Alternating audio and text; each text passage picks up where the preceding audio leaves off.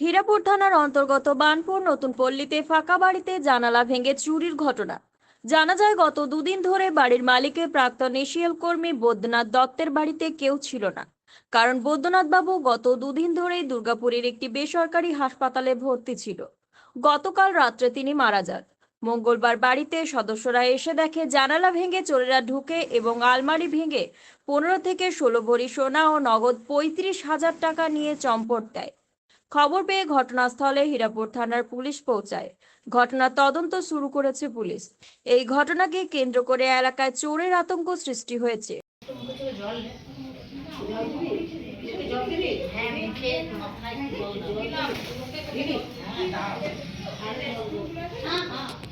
আজ দুদিন বাড়িতে কেউ ছিল না। আচ্ছা, সব বাবাকে নিয়ে ব্যস্ত হসপিটালে। কি নাম মানে আমার নাম গণেশ বরাট।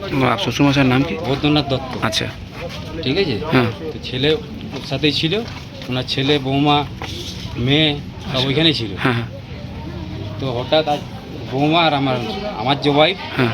ওনার মেয়ে হ্যাঁ আজ সকালে যখন বাড়ি আসে কিছু জামা কাপড় নেওয়ার জন্য, হুম, এসে পরে বাড়ি যখন তালা খুলে ঢোকে হুম। তখন দেখে বাড়ির চারিদিকে একদম জামা কাপড় আলমারি খোলা সব ছড়িয়ে ছিটিয়ে আছে। হুম।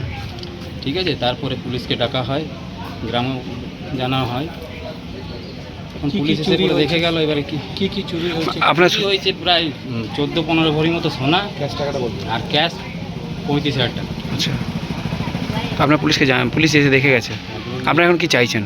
এখন চাইছি এবার পুলিশকে বলা হলো এখন এরকম ঘটনা ঘটেছে, এটা সামলে নিই। আচ্ছা। তারপরে কথা বলবো পুলিশের সঙ্গে এরপর আমরা।